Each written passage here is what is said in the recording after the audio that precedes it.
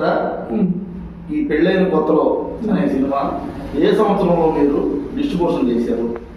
2006 December 9న మేము ఈ పెళ్ళైన కొత్తలో అనే సినిమాని విజయవాడ అంటే కృష్ణా జిల్లా మొత్తం డిస్ట్రిబ్యూషన్ చేశారు.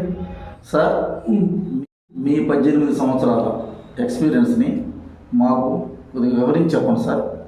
చేసే రోజుల్లో ఫిల్మ్స్ని అంటే బాక్సులు పెట్టేసి కార్లో వేసుకుని తీసుకెళ్ళేవాళ్ళం.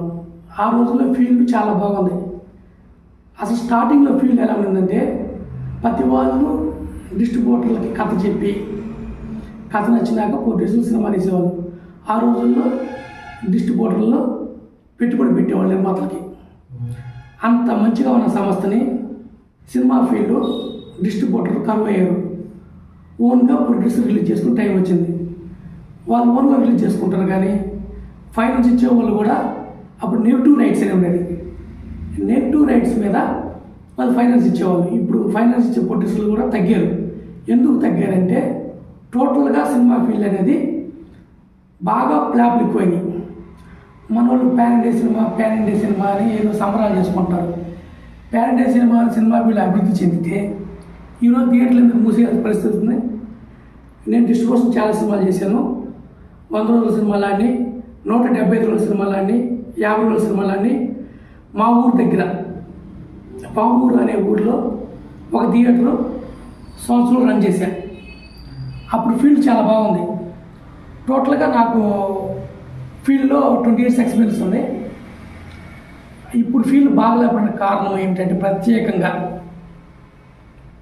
సినిమా టికెట్ల రేట్లు పెంచారు. నేను ఒక డిస్ట్రిబ్యూటర్గా సినిమా చూసి చాలా సంవత్సరాలైంది.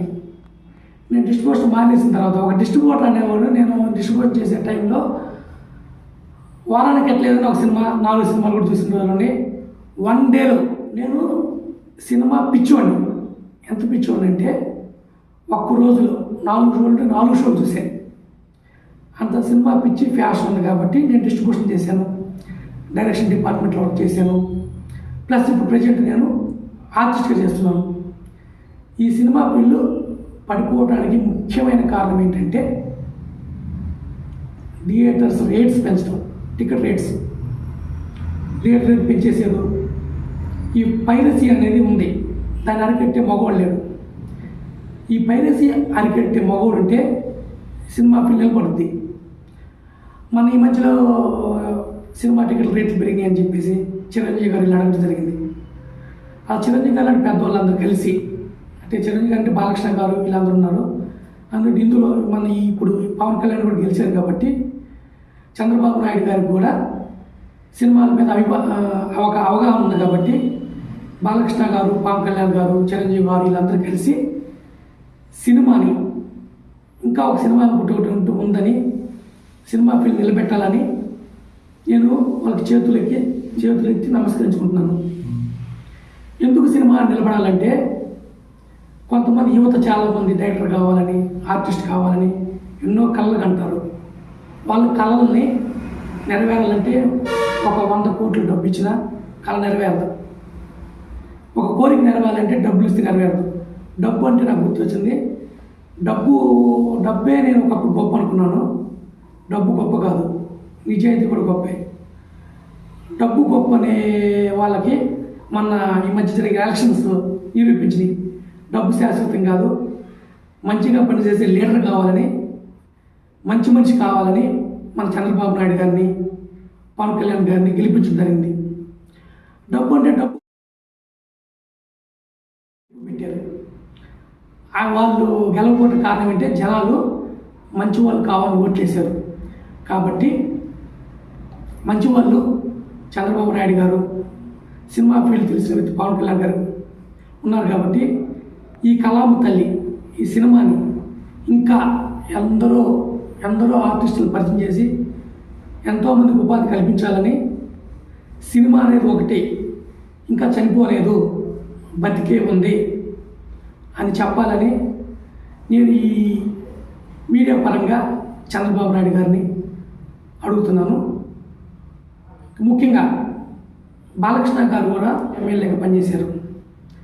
ఆయనకి ఏపీ తరఫున సినిమాటోగ్రఫీ ఆ శాఖ ఇస్తే అతనికి సినిమా గురించి ఎంతో అనుభవం ఉంది. ఆయన అనుభవాన్ని ఉపయోగించి ఏపీ అంటే మనం విడిపోయాం కాబట్టి ఈ ఏపీలో ఒక సినిమాని అభివృద్ధి చేయాలని నేను చంద్రబాబు నాయుడు గారిని ఈ మీడియా పూర్వకంగా నేను అడుగుతున్నాను. 100% సినిమా అనేది నిలబెట్టాలంటే ఒక ప్లాన్తో పకడ్బందీగా మీరు గెలిచారే, ఎంతో సక్సెస్ సాధించారు. ఒక సీఎం అనే వ్యక్తి పూనుకుంటే సినిమా అనేది నిలబెట్టడం చాలా ఈజీ. ఈ సినిమా ఫీల్డ్లో అపర్ కోటిసులు ఉన్నారు. వాళ్ళందరూ కలిసి నిర్మాతలు కానీ డైరెక్టర్లు కానీ ప్రొడ్యూసర్స్ కానీ కలిసి చంద్రబాబు నాయుడు గారి దగ్గరికి వెళ్ళి మీరేదో టికెట్ల రేట్లు పెంచమని వెళ్ళి అడగటం కాదు. రేపు యువత సినిమా అనేది ఒకటి బతికుంది అని మీరు చూపించాలంటే ఈ సినిమా ఫీల్డ్ అభివృద్ధి చెందే విధంగా చంద్రబాబు నాయుడు గారు చేస్తారని, అలాగే బాలకృష్ణ గారు కూడా చేస్తారని, ముఖ్యంగా పవన్ కళ్యాణ్ గారు సినిమా ఫీల్డ్ ద్వారానే వచ్చి రాజకీయాలు అభివృద్ధి చెందారు. అలాంటి వ్యక్తి సినిమా ఫీల్డ్ ద్వారానే స్టార్డమ్ వచ్చింది కదా. ముఖ్యంగా ఆయన కూడా గుర్తించుకొని ఈ సినిమాని ఒకటి ఉంది నెక్స్ట్ రేపు జనరేషన్కి చూపించడం కోసం థియేటర్లు మనం మూసేశారు. ఆ మూసేసే విధానాన్ని మరొకసారి రిపీట్ కాకుండా చూడాలని నేను అందరికీ పొలిటికల్గా కానీ సినిమా పెద్దలకు కానీ మనం చేసుకుంటాను. అది సినిమాని నిలబెట్టాలని కోరుకుంటాను. Okay sir, thank you. బాగా మీ ఎక్స్పీరియన్స్ని వివరించినందుకు నమస్కారం అండి. మీరు బాగా మంచిగా సినిమా తీయాలని నా కోరిక, అంతే. Thank you very much sir. Okay. చివరిగా నా అభిప్రాయం ఏంటంటే సినిమా ఫీల్డ్లో బాగా అనుభవం ఉన్న వ్యక్తి బాలకృష్ణ గారు. బాలకృష్ణ గారికి సినిమాటోగ్రఫీ శాఖ ఇవ్వటం వల్ల ఆ శాఖకి 100% న్యాయం చేసే వ్యక్తి ఆయన. 3 సార్లు ఎమ్మెల్యేగా గెలిచిన వ్యక్తి, అనుభవం ఉన్న వ్యక్తి కాబట్టి అతను మొండిగా పనిచేసే వ్యక్తి, నిజాయితీ పరుడు కాబట్టి ఆ శాఖని ఆయనకే ఇవ్వాలని చంద్రబాబు నాయుడు గారికి మనం చేసుకుంటున్నాను. అంతేకాకుండా ఏ ఫీల్డ్లో సినిమా ఫీల్డ్ ఇంకొక మిగతా మినిస్టర్ శాఖలు కూడా ఎవరికి ఎక్స్పీరియన్స్ ఉందో, ఎవరికి అనుభవం ఉందో వాళ్ళకి ఎవరైతే న్యాయం చేస్తారో ఆ పదవికి వాళ్ళకి ఇవ్వాలని మరొకసారి ఏపీ ముఖ్యమంత్రి చంద్రబాబు నాయుడు గారికి నమస్కరించుకుంటాను.